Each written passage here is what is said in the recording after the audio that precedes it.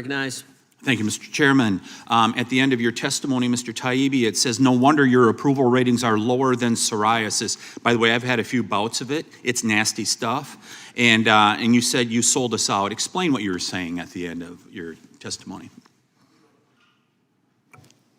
Many of the programs, thank you for the question, Mr. Congressman. Many of the programs that Michael and I reported on in the Twitter files, these are taxpayer-funded programs that are being spent to remove the speech of the taxpayers themselves or to encourage platforms to take down content of the taxpayers. And I think most people would disagree with that allocation of resources. I'm hearing a lot about Elon Musk.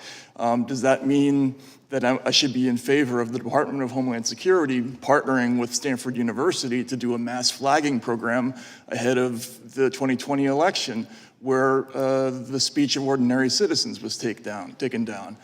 These are two completely separate issues, but it's the institutional problem.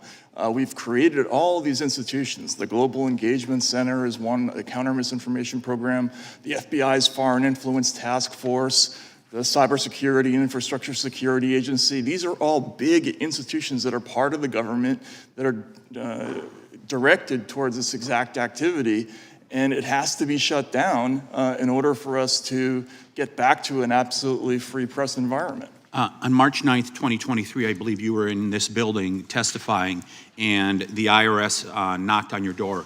Give us a retrospective, if you could do it kind of briefly. I've got other questions here. Give me a retrospective as you look back on that incident 2 years ago.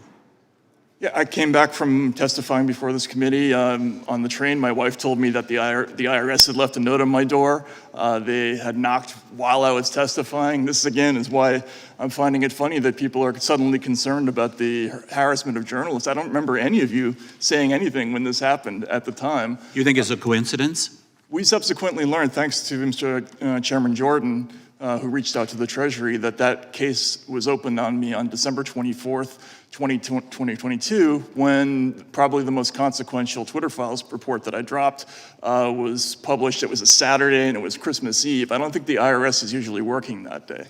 Ms. Subramania, in regards to Section 230 of the Communications Decency Act, might it be useful if the liability shield that is currently in place be conditioned on companies to make sure that they adhere to a free speech standard? Do you think there maybe should be changes made to Section 230 to make sure that free speech is protected? I'm not familiar with this legislation. What is the liability shield? Mr. Schellenberger, would you like to take that question? Sure, and I've testified in front of the Senate and written a white paper on this issue. I think that Section 230 should be reformed if you're going to offer this sweeping liability protection. Then I think that adult users of social media platforms should be able to choose and filter their own legal content.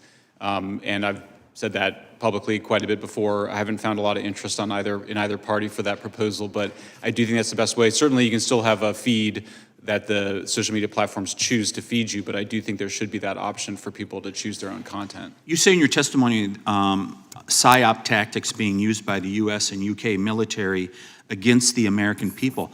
That is really scary stuff reading that. Could you elaborate? Because I think the American people need to hear, they need to hear about this. Yeah, we now know what happened, which is that basically after the war on terror, the United States used counterterrorism, counterinsurgency, counterpopulism tactics first in the Middle East as part of the Arab Spring uprisings, then in Eastern Europe as part of the color revolutions, using social media to foment revolutions against places that we wanted regime change, and then using censorship in places to repress conflicting opinion in places that we were trying to stabilize.